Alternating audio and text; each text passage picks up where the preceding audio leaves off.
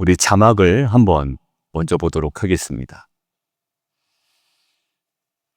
겜바 워크라고 하는데요. 자막 보시죠. 예, 겜바 워크라고 하는데 일본 말하고 섞여 있습니다.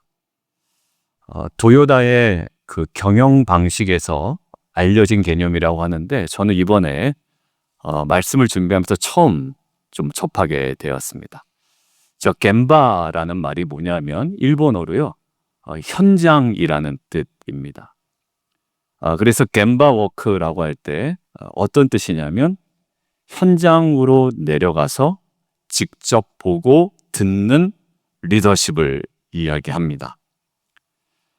공장이라면 어디로 가야 될까요? 예, 생산 라인으로 내려가서 보는 겁니다. 병원이라면요, 예, 병동이나 예, 수술실로 직접 가보는 겁니다. 누가요? 병원장이요. 회사라면 어디로 가봐요? 직원들이 실제로 일하는 그 자리에 한번 서보는 겁니다. 우리 교회 같으면 어디로 가야 될까요? 예, 방송 지뢰도 한번 올라가 보는 겁니다. 어떤 어려움이 있는지, 어떤 고충이 있는지, 또 실제적으로 해결해야 할 문제는 없는지. 사무실에 앉아서만 보고받는 것이 아니라 직접 어디로 가요? 겜바, 현장으로 찾아가는 것입니다. 직접 보고요, 직접 묻고요, 예, 직접 듣습니다. 그래서 그 현장에 있는 사람들이 어떤 어려움을 겪고 있는지, 또 무엇 때문에 무엇인가가 막혀 있는지, 그래서 그 자리에서 문제의 실마리를 찾아가는 것입니다. 여러분들 왜 그렇게 할까요? 보고서만으로는 다 알 수 없기 때문에 그렇습니다. 여러분들 회의실에서 보이지 않는 것들이 현장에 가면 보이기 시작합니다. 그런데 숫자로는 나타나지 않는 고충들이 있습니다. 매출이 계속 올라가요. 숫자는 100만 불에서 200만 불로 올라갑니다. 그 숫자에서는 나타나지 않는 고충이 어디서는 경험할 수가 있어요? 예, 현장에서는 경험할 수가 있습니다. 매출은 계속 올라가는데 직원들의 속은 완전 쭉쭉 말라가는 거예요. 너무 힘든 겁니다. 그래서 좋은 리더는요, 멀리 앉아서 지시하지 않습니다. 현장으로 갑니다. 그리고 그 자리로 내려갑니다. 그리고 사람들이 실제로 서 있는 자리에 거기서 보고 또 묻기도 하고 듣기도 하고 함께 해결해 가고자 하는 것이 좋은 리더야 겜바 워크입니다. 기독교의 핵심이 바로 거기 있다라는 생각이 들었습니다. 우리가 하나님께로 올라간 것이 아니죠. 하나님이 우리에게 겜바 워크 하셨습니다. 찾아오셨습니다. 우리가 우리의 문제를 막 두리두리 싸들고 하늘로 찾아간 것이 아니라 주님께서 문제 많은 우리의 삶의 현장으로 겜바 워크 찾아오신 것이 기독교입니다. 그래서 요한복음 무엇이라고 얘기하냐면 말씀이 무엇이 되어서요? 육신이 되어 어디에? 우리 가운데 거하셨다라는 거예요. 결국 그 하나님이 뭐 하셨다? 우리 가운데 겜바 워크 하셨다. 이것을 신학적 용어로 뭐라고 이야기하나요? 인카네이션입니다. 성육신. 그러니까 도요다의 경영 방식 중에 겜바 워크를 하나님께서 먼저 이 만물 가운데 보여주신 겁니다. 우리의 연약함으로 들어오셨고요. 우리의 슬픔 속으로 들어오셨고요. 우리의 어둠 속으로 들어오셨고요. 또 우리의 죄와 죽음의 자리까지 들어오셨습니다. 그래서 우리는 올 한 달 동안 주님이 찾아오시는 자리를 5주에 걸쳐서 묵상을 하려고 합니다. 주님은 도대체 우리의 삶에 어느 부분으로 찾아오시는지, 그리고 그곳에서 어떤 일을 행하시는지, 그리고 우리를 어디로 보내시는지. 그 첫 번째 말씀이 바로 오늘입니다. 부활하신 주님은요, 부활 이후에도 여전히 꽁꽁 걸어 잠그고 있었던 제자들의 문 안쪽으로 들어오십니다. 그래서 저는 오늘 말씀을 통해서 일부 예배 때도 강조하고 되게 조심스럽게 말씀을 전했는데, 오늘 이 말씀을 통해서요, 우리 성도님들의 크고 작은, 그리고 우리가 아는 모르는 그 다친 마음에도 전적으로 찾아오시는 그 주님의 음성과 그 임재를 좀 깊이 누리며 또 회복되어지는 오늘 귀한 예배 되기를 주님의 이름으로 축원드립니다. 그래서 우리의 상처와 또 두려움 한간대로 찾아오시는, 그래서 평강 주시고 성령으로 저와 여러분을 다시 세우시는 그 은혜가 오늘 예배 가운데 저와 여러분에게 충만하게 임하기를 주님의 이름으로 축원드립니다. 우리 함께 첫 번째 주님이 어떻게 하시는지 함께 보겠습니다. 시작. 예, 우리 다음 화면 보시면 제가 읽겠습니다. 이날 곧 안식 후 첫날 저녁 때라고 이야기하죠. 여러분들, 안식 후 첫날은 다른 말로 무엇으로 표현될 수 있을까요? 안식 후 첫날이라는 개념은 안식 후 다음 날이라는 개념이에요. 무슨 일이 벌어졌죠? 예수님께서 부활하셨습니다. 그러니까 저 말을 다른 식으로 표현하면 부활하신 날 저녁 때라는 겁니다. 부활하신 날 저녁 때. 그러면 아침 시간에는 무슨 일이 벌어졌을까요? 예수님이 이미 부활하셔서 무덤이 비어 있는 것을 발견했습니다. 그리고 막달라 마리아를 주님께서 만나 주셨습니다. 그리고 그 마리아가 제자들에게 엄청 빨리 달려가서 뭐라고 이야기하냐면 내가 주를 보았다라고 이야기합니다.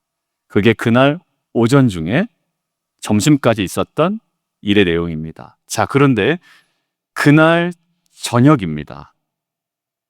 결국 예수님은 제자들은 이미 주님께서 살아나셨다라는 소식을 이미 알고 있는 거죠. 그런데도 그들이 지금 모여는 있는데 어떤 상태냐면 유대인들을 두려워하여 모인 곳의 문들을 죄다 닫아버렸습니다. 왜요? 부활하셨다라는 소식은 들었는데 유대 지도자들의 위협은 여전히 현재 진행형이었다라는 거예요. 그러니까 예수의 부활은 알겠으나, 들었으나 지금은 자신에게 닥쳐있는 이 위협이 더 실제가 된 겁니다. 그러니까 부활하셨음에도 들었음에도 여전히 그들은 문을 꼭 걸어 잠그고 있었던 겁니다. 여러분들, 이 모습이 저와 여러분의 모습과 좀 비슷하다라는 생각을 했습니다. 여러분들, 제자들의 부활의 소식을 이미 들은 것처럼 우리도 하나님께서 하신 일들을 압니다. 그래서 은혜도 나누고요, 간증도 있습니다. 하나님이 우리 가정을, 우리 남편을, 우리 자녀를, 우리 교회를 이렇게 세우셨습니다.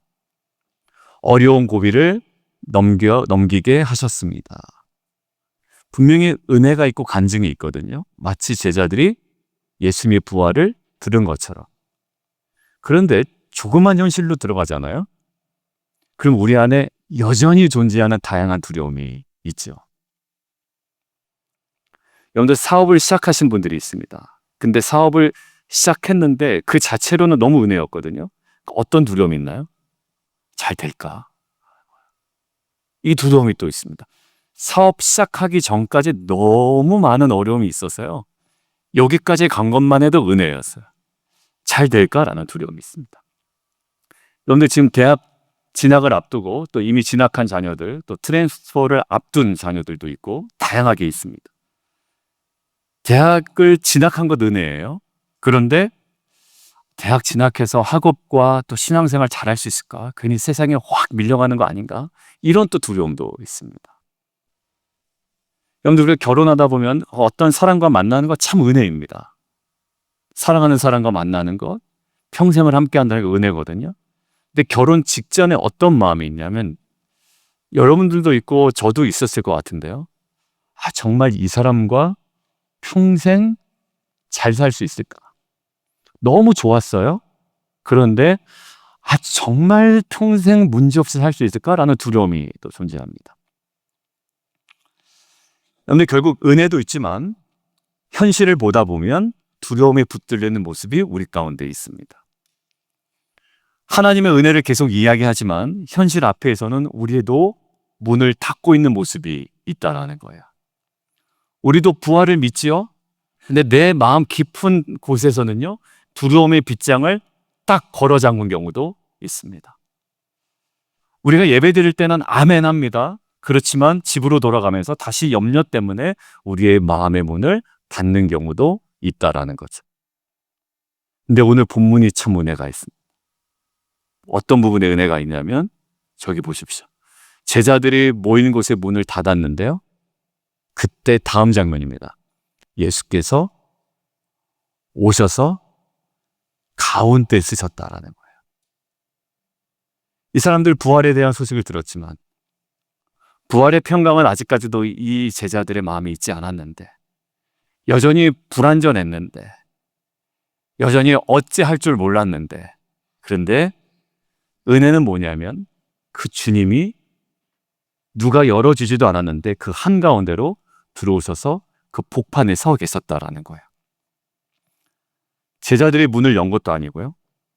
제자들이 두려움을 이기고 주 앞에 나간 것도 아니고 주님을 찾은 것도 아니고요. 믿음을 회복한 다음에 주님께서 만나주신 것도 아닙니다. 그냥 주님이 오셨습니다. 닫힌 문 안으로 오셨습니다. 두려움 한복판으로 오셨습니다. 상처와 실패와 부끄러움과 두려움으로 웅크리고 있는 그 방 한가운데로 성큼 들어오십니다. 저는 이 장면이 왜 이렇게 은혜가 됐냐면 주님은 이렇게 하지 않으셨다라는 거야. 야, 이놈의 자식아, 너 거기 뭐하고 있어? 빨리 나와. 이러지 않으셨다라는 거야. 당장 문 열고 나와. 친구들 가서 좀 만나. 애들이 요즘에 방에 콕 박혀있는 아이들이 있거든요. 친구들도 만나지 않고 아무런 관계도 하지 않고 그냥 전화기 컴퓨터 붙들고 있는 거야. 그때 부모들이 하는 얘기가 뭐죠? 너 이놈의 자식 거기서 뭐하고 있어? 빨리 나와. 친구들 좀 만나. 가서 좀 뛰어놀아. 여러분들 이것도 사랑인데요. 오늘 주님은 그런 얘기도 하지 않으셨다라는 거. 추궁하지도 않으셨다라는 거다. 뭐라고 얘기하세요? 그냥 두려워서 웅크리고 있는 닫힌 문 안으로 그리고 한복판으로 그냥 아무 말 없이 성큼 들어오셨다라는 거예요. 여러분들 저도 그렇고 여러분들도 그렇고 각자마다 닫혀있는 문이 있습니다. 마음을 못 여는 거예요.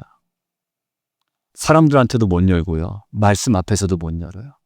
자기 세계에 갇혀있는 경우도 참 많습니다. 열고 나갈 힘도 없어요. 그리고 그럴 용기도 없습니다. 실제로 저희 성도님 중에 대인 기피증으로 힘들어하는 분들도 계십니다. 문을 열고 나가서 사람 눈 마주치는 것도 되게 두려워하는 분들이 계시단 말이에요. 그리고 앞으로 닥쳐질 일들에 대해서 너무 불안해하고 두려워하는 경우도 있습니다. 문을 꽁꽁 걸어 잠그고 있는 거죠. 그때 우리가 하는 거 뭐죠? 집사님 나와. 같이 밥 먹자. 아무리 그래도 안 됩니다.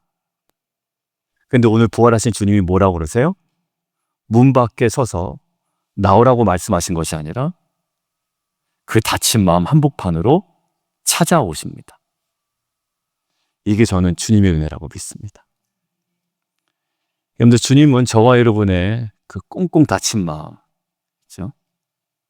그 마음을 보고 돌아서지 않으십니다.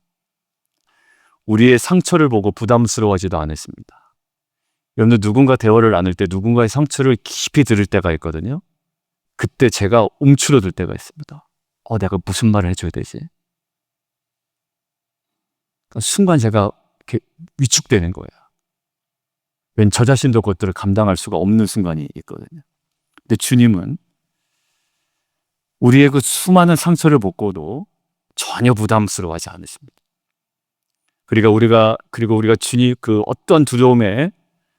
그 벌벌 떠는 모습을 보고서도 실망해서 떠나지 않으신다는, 또 수준이 그거밖에 안 되는구나. 그래서 떠나시는 분도 아니라는 거예요. 오히려 그 한복판으로 찾아오신다라는 거예요. 여러분들 이거 묵상하는데 성경의 하갈이 생각이 났습니다. 제가 이따가 예배 끝나고 단톡방에 올려드릴게요. 오은주 집사님 일부 예배 드리다가 제가 이거 얘기를 했는데 아마 이 설교를 듣고 생각이 나온 뭐를 전달해 줬을까요? 오은주 집사님이니까 저에게 그림. 몇 년도에 그려진 그림인데 그 그림을 저에게 보내줬습니다. 제가 빨리 할까 그러다가 그냥 따로 보내드리는 것이 낫겠다 생각이 들었어요. 하갈은요, 누구 엄마예요? 이스마엘 엄마입니다. 첩이었어요. 잘 살다가 이삭이 있고 이스마엘이 있고 자꾸 충돌이 벌어지는 거예요. 그래서 하나님이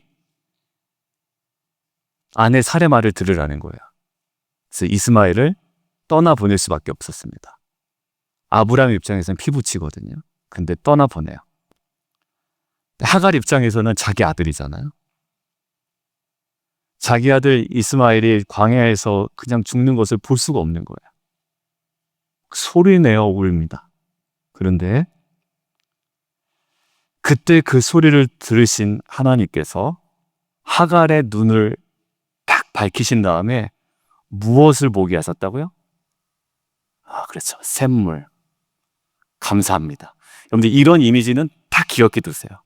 하갈, 샘물. 거기가 배경이 어땠어요? 광야였어요. 여러분들 그러면서 하갈이 뭐라고 고백하는지 아세요?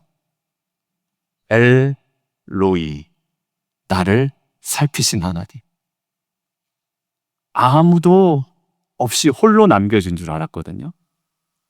근데 그 여인의 울음의 한복판으로 어느새 하나님이 성큼 다가오셔서 그 여인으로 하여금 무엇이라고?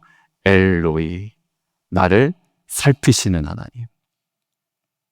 그 고백을 받아내셨단 말이에요. 여러분들 찬양 얼마 전에 한 거 기억나세요? 날 살피시는 주. 이것도 끝나고 보내드릴게요. 그 자매님 찬양 너무 잘해요. 이게 남자 솔로가 아니라 여자 솔로인 이유를 제가 이걸 보고선 다시금 느꼈습니다. 날 살피시는 주, 내 맘을 아시네. 내가 더욱 주를 알고 사랑하기를 원하네. 뭐 그런 게 있죠. 그 자매님이 잔잔하게 부르는데 여러분들 그 하갈의 고백이었던 거예요. 여러분들 저와 여러분의 인생에도 그런 방이 있습니다. 가정의 문제로 다친 방이 있어요. 왜 이렇게 마음을 못 열까라고 하면 상처 때문이에요. 관계를 못 맺어요. 저와의 관계도 맺기를 되게 어려워하시는 분들이 있습니다. 그리고 아버지와의 관계도 맺기 어려워한 분도 있어요. 그러니까 다른 데 굉장히 몰입해버리는 거예요. 왜? 그게 다 닫혀있기 때문에 그렇습니다. 우리 성도님을 볼 때 안타까울 때가 뭐냐면 지금 마음에 평강이 없어요. 그런데 목사님 저 괜찮아요. 그래요. 괜찮지 않아요. 근데 괜찮지 않아요. 그러니까 제가 더 가슴이 아픈 거예요. 제가 예전에 수업 들으러 LA 갔다가 UCLA 캠퍼스에 근처에 달리는 걸 좋아하잖아요. 그래서 캠퍼스를 막 뛰었어요. 아침에. 너무 재밌더라고요. 새로운 곳을 뛰는 재미가 있습니다. 그래서 저는 휴가 갈 때는 항상 그 지역을 뜁니다. 야, 이런 데가 있구나. 자동차를 타면서는 못 보는 거를 많이 봐요, 뛰면서. 근데 거길 뛰다가 돌뿌리에 걸려 넘어졌어요. 전화기는 박살이 났고요. 제 여기 무릎 여기가 다 까져버린 거예요. 그거를 물고기를 바라보고 있던 중국인 한 형제가, 젊은 대학생이 저한테 오더니 너 괜찮아? 이렇게 물어보는 거예요. 물론 영어로 했죠. 네. 너 괜찮아? 물어보는 거예요. 제가 뭐라고 그럴게요? 괜찮아. 괜찮아. 정말 괜찮았을까요? 전화기는 깨졌죠. 제가 이제 수업 마치고 버지니아로 돌아왔는데 도대체 왜 그러냐 그랬더니 안 괜찮아요. 저 옆에 가서 불고 막 전화기 깨진 건 억울하고 막 그랬단 말이에요. 안 괜찮아요. 근데 성도님들이 목사님 저 괜찮아요 하는데 속으로 그래. 집사님 안 괜찮아요. 안 괜찮아요. 마음도 못 열잖아요, 지금. 예배 와서도 마음 하나도 못 열잖아요. 하나님의 음성으로 듣지도 못하잖아요. 여러분들, 근데 저와 서로들끼리는 너 왜 그러고 있어? 이렇게 얘기하지만 주님은 어떻게 하신다고요? 그냥 쑥 들어오신다라는 거예요. 저 오늘 예배 때 너 거기서 뭐 하고 있어? 이런 음성이 아니라 그냥 쑥 들어오시는 그 주님을 우리가 경험했으면 좋겠습니다. 주님 아마 이렇게 얘기하실 것 같아요. 야, 너 문 열 힘 없지? 그래서 내가 왔다. 너 낱낱이 하나하나 말할 힘도 없지? 그래서 내가 네 가운데 한복판으로 들어왔다. 너 말하는 거 되게 창피하게 생각하지, 지금도. 네 감정 얘기하는 것도 창피하게 생각하고 자존심 때문에 말도 못하지. 내가 그 안으로 들어와 있다라고 이야기합니다. 괜찮아요, 여러분들. 우리가 문을 열어줘야지만 들어오신 분은 아니에요. 그분은 마스터키를 갖고 있어요. 쑥 들어오십니다. 오늘 그 주님의 그 다가오심과 장벽을 허물고 들어오심에 우리가 더욱더 마음을 활짝 열었으면 좋겠습니다. 그래서 우리의 상처로 다친 마음에 그 주님의 그 평강이 온전히 임했으면 좋겠습니다. 그래서 그 두려움으로 다친 마음에도 찾아오시고 또 상처로 다친 마음에 그 위로 또 주님을 만나는 예배 되기를 주님의 이름으로 축원드립니다. 자, 두 번째, 그러면 주님 찾아오시면 끝나는가 하는 거예요. 그럼 오늘 만약에 저와 여러분에게 찾아오셨다면 무슨 일을 하실까요? 이 두 번째입니다. 같이 한번 읽을까요? 자, 시작.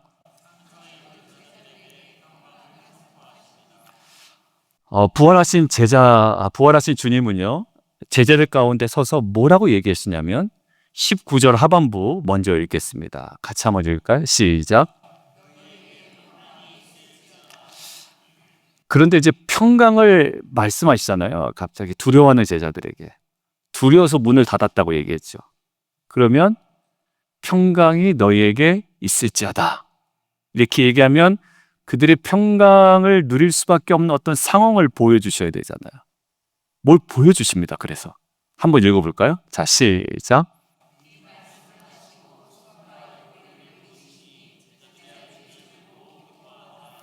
예, 평강이 있을지어다라고 얘기하면서 뭘 보여주세요?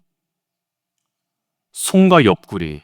근데 이 손과 옆구리는 그냥 손과 옆구리가 아니죠.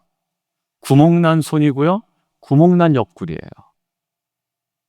평강과는 어울리지 않습니다. 그런데 저는 제 성향상 그것이 알고 싶다 이런 프로그램을 되게 좋아합니다. 뭔가 이렇게 감춰져 있는 거. 탐정. 이런 거. 자주 봅니다. 자주 봐요.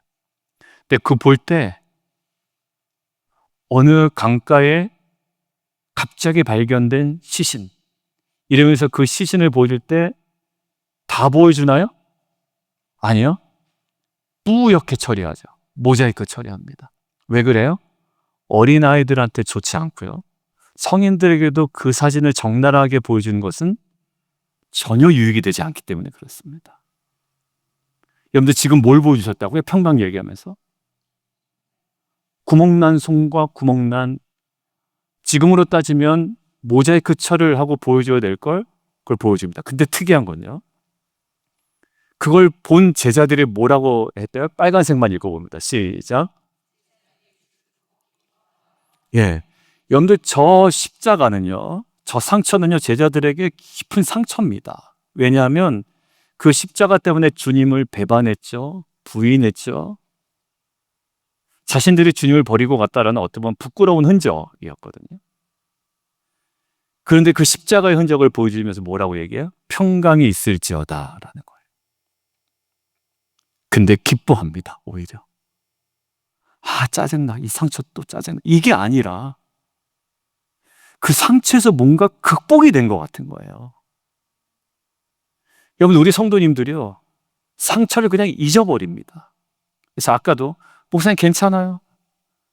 나 부모님한테 받은 상처 괜찮아요. 안 괜찮아요. 계속 뭔가 있어요. 상처를 덮고 다른 것들을 채워나가는, 결핍을 채우려는 모든 시도가요, 안쓰러워요. 자신에게 깊은 결핍과 상실과 상처가 있는데 이 부분이 극복되지 않은 채 뭘로 할까요? 돈으로 채우고 자녀 성공으로 채우고 다른 걸로 자꾸 평강을 얻으려고 한다고요. 그러니까 이게 관계 속에 더 어려움이 생기게 되는 거예요. 근데 지금 평강은 어떤 평강이냐면, 이제는 상처가 남은 상태에서의 외부에서 평강이 아니라 그 상처를 극복한 온전한 평강이 제자들에게 임한 거야. 그러니까 손가락을 봐도, 옆구리를 봐도 자신들에게 또 다른 찔림으로 작용한 것이 아니라, 아픔으로 작용한 것이 아니라 오히려 부활로 확증된 평강이 그들에게 임했다라는 겁니다. 오늘 이 표현 많이 쓸 거예요. 부활로 확증된 평강이에요. 뭐가? 그 모든 상처들이. 우리는 상처가 부활로 확증되지 않았기 때문에 상처를 잊거나 상처를 덮거나 상처에서 멀리 떨어집니다. 그러니까 자꾸 진정한 평화는 없는 거예요. 왜? 상처만 조금만 건드려지면 우리는 무너져 내리는 거예요. 근데 아무리 손바닥을 보여줘도, 이제 아무리 옆구리를 보여줘도, 큰 상처를 보여줘도 부활로 확증된 평강이기 때문에, 그 상처를 극복된 평강이기 때문에 그들에게 뭐가 됩니까? 기쁨이 되더라는 얘기예요. 누가 그랬나? 요셉이 그랬습니다. 여러분들, 부모님들한테 학대를 받은 사람들은 평생 좀 어렵습니다. 그래서 상담도 받고 여러 가지를 받는 거예요. 여러분들, 그게 아니면 여러분들 그냥 살아가면 되죠. 왜 상담을 받고 왜 그 모든 과정들을 거치겠어요? 여러분들, 부모뿐만 아니라요, 형들 10명한테 집단 따돌림 받았던 것들 큰 상처예요. 요셉이 그랬습니다. 어떻게 했습니까? 죽이려고 그래. 처음에는 죽이려고 혈안돼 있다. 야, 죽이지는 말자 그래가지고 겨우 안 죽이고 팔아버렸습니다. 큰 상처죠. 근데 요셉의 회복은요, 그 상처가 있는데 총리가 되었기 때문에 그 총리가 된 것이 평강이 아니라요, 요셉의 평강은 뭐였냐면 상처를 극복한 평강이었고요, 상처의 의미를 깨달은 평강이었어. 그러니까 상처를 정확하게 통과한 평강으로 갔다라는 거죠. 뭐라고 얘기합니까? 형들은 나를 해하려고 했습니다. 당신들이 잘못한 일 맞습니다. 엄마 아빠 나 학대한 거 맞아요. 그런데 하나님께서는 그것들을 선으로 바꾸사 많은 백성의 생명을 구원하시고자 했습니다. 요셉은 상처를 부정한 사람도 아니고요, 그렇지만 상처에 묶여 있었던 사람도 아니에요. 왜냐하면 하나님께서 그 상처의 의미를 바꾸셨기 때문에 부활로 확증된 소망이 될 수 있었던 겁니다. 여러분들, 우리 인생에도 성도님들 대화하다 보면 부모에게서 받은 상처가 있고요, 가정에서 받은 상처가 있고요, 관계 속에서 받은 상처가 있고요, 실패의 기억도 있고요, 남들한테 얘기하지 못하는 부끄러운 과거가 있습니다. 그리고 자녀들의 마음에 남아있는 부모의 어찌 보면 분노 때문에 생긴 마음의 상처도 있어요. 근데 주님은 오늘 저와 여러분을 그 상처에 그냥 내버려 두지 않으신다라는 거예요. 쑥 들어오셔요. 그리고 그 상처를 통과한, 결국 십자가로 확증된, 부활로 확증된 가장 궁극적인 평강으로, 이제는 손바닥만 보면 벌벌벌 떨었는데, 옆구리 상처만 보면 정말 마음에 분노가 일어났는데, 주체할 수 없는 마음의 격동이 일어났는데, 이제는 그거를 보고 어떻게 돼요? 그 부활로 확증시킨 평강 때문에 우리가 더욱더 기뻐하며 주님께서 원하시는 길로 걸어가게 될 줄 믿습니다. 여러분들, 우리 성도님들이 저는 상처에 매여 있지 않기를 원합니다. 거기 매여 있으면요, 관계 맺기 진짜 어려워요. 가장 가까운 사람과도 관계 맺기 어렵고요, 관계가 좁아집니다. 거기에 너무 집착하게 되는 거예요. 왜? 이게 전부거든요. 다른 데 가면 상처받을 것 같거든. 자녀에게 집착할 수도 있고요, 그게 배우자에 대한 지나친 집착일 수도 있고요, 교회에 가까운 사람에게 집착이에요. 그러니까 그게 마음이 어떻게 돼요? 저 집사님이 다른 집사님이랑 가까이 지내면 마음이 막 불안해지는 거예요. 나 저러다 또 따돌림 받지 않을까? 거기에 계속 집착하게 됩니다. 여러분들, 저는 상처가 없는 사람처럼 살자는 얘기가 아니라 상처가 우리의 주인이 되지 않게 하자는 거예요. 오히려 하나님께서 저와 여러분의 상처를 영광과 기쁨과 평강이 되는 인생으로 바꾸실 줄 믿습니다.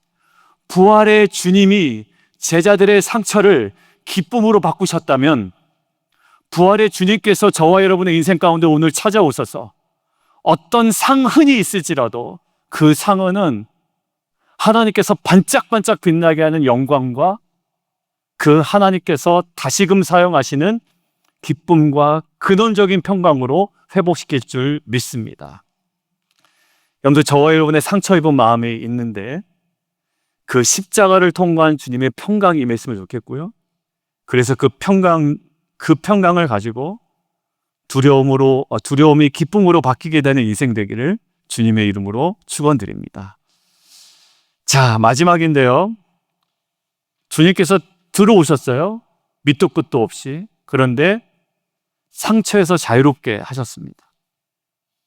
자, 그런데 결국 그래서 끌고 가시려는 중요한 자리가 있어요.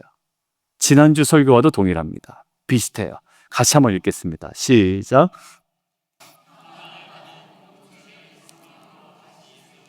예, 21절. 그 다음에 넘어가시면 됩니다. 같이 한번 읽습니다. 시작.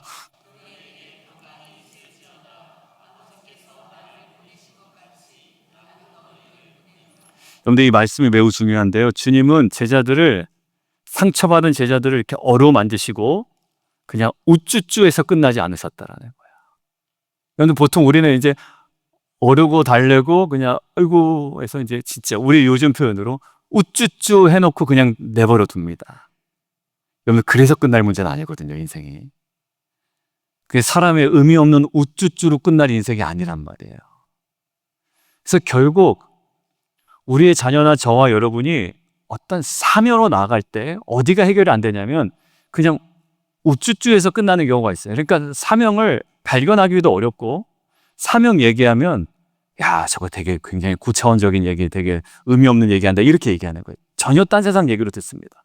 근데 주님의 실제적인 위로는요, 어디로 가냐면 우리를 회복된 자리에서 어디로요? 사명의 자리로 반드시 이끌고 가요. 근데 두 부류가 있습니다. 상처받고 우쭈쭈대고 그냥 위로받고 끝난 인생이 있고요.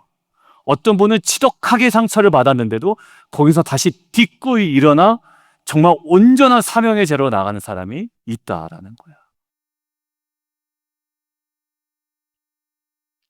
요한복음 4장에 사마리아 여인이 생각이 났습니다. 예수님이 일부러 찾아가요. 그죠?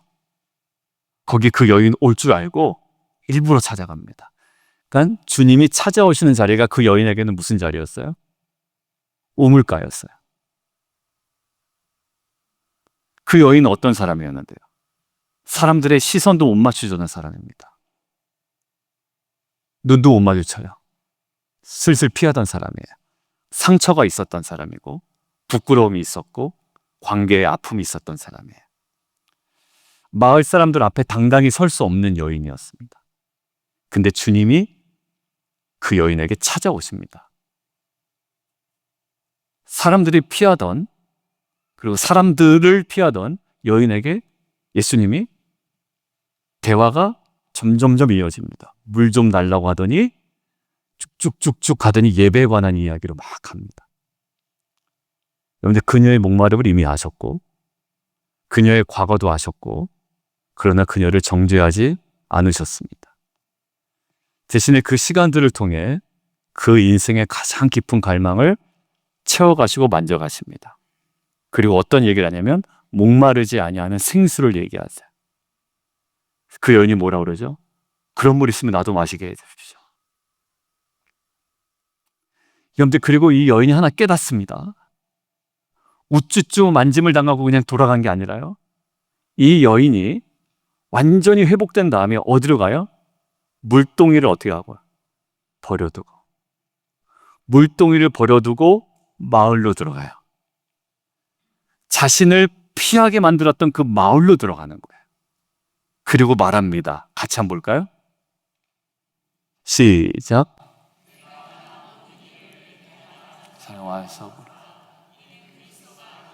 여러분 놀랐죠? 사람들을 피해서 우물가로 나왔던 여인이 이제는 사람 속으로 들어갑니다. 숨고 싶었던 여인이요, 이제 증인이 됩니다. 여러분들 피하고 싶었던 마을이요, 사명의 자리가 됩니다. 상처와 부끄러움의 자리가 복음의 통로가 됩니다.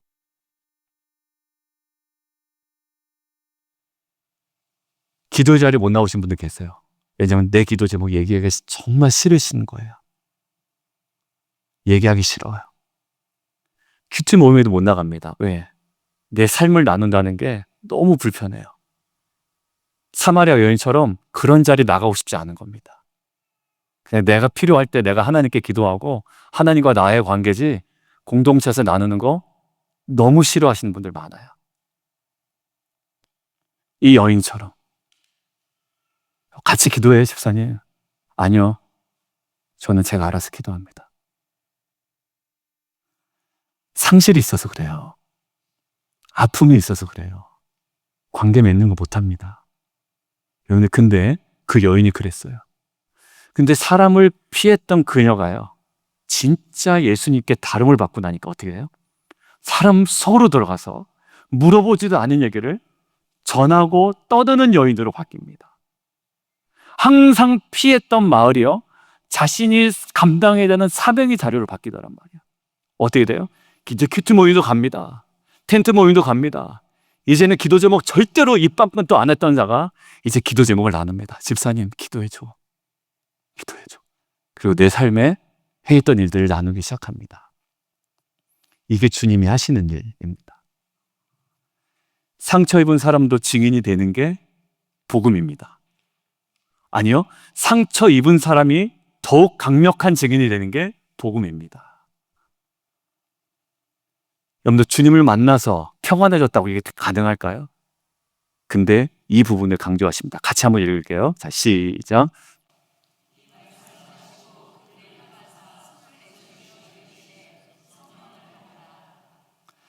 여러분들, 이걸 읽어보니까 사도행전에 제자들이 이제 예수님 떠난 다음에 어떤 사역을 감당해야 되는데 뭐가 돼야 돼요? 너희는 오직 쭉쭉쭉 가다가 증인이 되리라 라고 했는데 그 앞에가 뭡니까? 오직 성령이 임하시면 너희가 권능을 받고 그제서야 증인이 된다라는 거예요. 그러니까 사도행전 1장 4절인가요? 5절에 뭐가 나와 있냐면 제자들에게 신신당부합니다. 예수님께서 올라가실 때. 하나님께서 약속하신 성령이 임할 때까지 절대 예루살렘 떠나지 마라. 그 전에 사역하지도 마라. 그래서 그들이 온통 집중한 게 무엇 받기를? 성령 받기를, 성령 임하기를 열흘 동안, 그러니까 열을 준 건 아니에요. 성령 임할 때까지 기도하다가 오순절에 성령 강림한 이후에 베드로가 완전 달라요. 여러분, 예전에는 예수님만 바라보면 눈도 못 마주쳤다고요. 사람 눈도 못 마주치고 창피해가지고 예수님을 3번이나 부인했고 거기에 상처에 계속 눌려 있었던 베드로가 이제 어떻게 됩니까? 이제 솔로몬 행각에서 사람들 모아놓고 복음을 전한단 말이에요. 몇 명이나 돌아와요? 3,000명 돌아오고 5,000명 막 돌아옵니다. 여러분들, 결국 이 회복된 베드로가 어디로 가더란 말이에요? 성령을 통하여 자신이 가야 할 사명의 자리로 가더란 말이죠. 핵심이 뭡니까? 성령을 받으라. 저와 여러분이 뭐 많이 압니다. 신학 책도 읽고 경험도 하고 신앙적인 백그라운드에 있어서 많이 아는데요, 결국 성령을 받으셔야 됩니다. 그렇지 않으면 굉장히 신앙이 드라이해지고요, 외골수에 빠지고 좀 이상한 신앙이 되어버립니다. 여러분들, 성령을 받으셔야 됩니다. 그리고 성령에 민감해야 됩니다. 성령을 따라 뭐 해야 된다고 그랬죠? 우리 금요성령 집회 때 성령을 따라 기도해야 됩니다. 단순한 용기가 아니고요, 성령입니다. 주님이 주신 평강이 그들을 회복시켰고요, 주신 성령이 그들을 보냄받는 공동체로 다시금 세워놨습니다. 이거 아니에요? 하나님께서 나를 보내셨어. 이젠 내가 너희를 보내. 대신 성령을 받으라. 이게 창세기에 흙으로 사람을 만드시고요. 뭐예요? 불어넣으시니 뭐가 됐대요? 생령이 된지라라는 거예요. 흙으로 모양만 만든다고 사람이 아니라 뭐가 들어가요? 생명이 된지라. 결국 생기를 불어넣으셨을 때 사람이 생명이 된 것처럼 저와 여러분에도 이 사명의 길을 걸어갈 때 가장 중요한 게요, 이 성령입니다. 에스겔서에 그렇게 강조했잖아요. 뭐가 임해요? 성령이 임해요. 거기에 막 근육이 붙어요. 군사가 돼요. 마음속에 뭘 줘요? 내가 내 영을 부어주겠다라고 해요. 그때 깨달아지기 시작해요. 그런데 성령이 없어서는 깨달을 수가 없습니다. 그리고 성령이 없으면 주를 그리스도라 시인할 수 없습니다. 그래서 성령님을 보내주신 거예요. 보혜사 성령을. 우리가 상처에서 회복돼야 될 이유가 뭐고 성령을 받아야 되는 이유가 뭘까요? 잘 살려고가 아니라 누군가에게 주님의 평강을 전하는 사람으로 살게 하시려는 그 부르심이 우리 가운데 있기 때문인 줄 믿습니다. 이 지역사에 부름받은 저희가 온전히 그 사명을 감당하기 위해서 우리가 깨어 있어야 되는 것이에요. 성령에 민감하게 깨어 있어야 하고 성령을 의지해야 되며 우리 안에 묶여 있었던 상처에서 회복시키시는 하나님의 일하심 속에 우리 인생을 내어 맡길 때 이제는 내 상처를 어루만져 주십사 급급했던 우리가 아니라 이제 회복된 우리의 모습 속에 주의 성령이 임하여 이 지역사회에 우리를 보내신 하나님의 분명한 부르심을 온전히 이루어지는 공동체 될 줄 믿습니다. 우리 자녀들이 성령을 받기를 원하고요. 우리 공동체가 성령 충만하기를 원하고요. 그래서 그들의 과거의 상처에 이제는 완전히 벗어나서 부활로 확증된 평강을 누리고 성령 안에 온전히 하나님의 부르심을 따라 걸어가는 저와 여러분, 우리 사랑하는 자녀 되기를 주님의 이름으로 축원드립니다. 말씀 마무리하겠습니다. 부활하신 주님은요, 닫힌 문 밖에서 야 나와 라고 하지 않으셨다는 거예요. 야 이놈아 뭐하고 있어 빨리 집 나와 라고 하지 아니하시고 그 어둠과 두려움의 자리로 친히 들어가셨습니다. 평강을 주셨고 사명을 주셨고 그 사명을 감당할 수 있도록 성령을 주셨습니다. 이게 복음입니다. 오늘 이 복음의 은혜를 우리가 붙들기를 원합니다.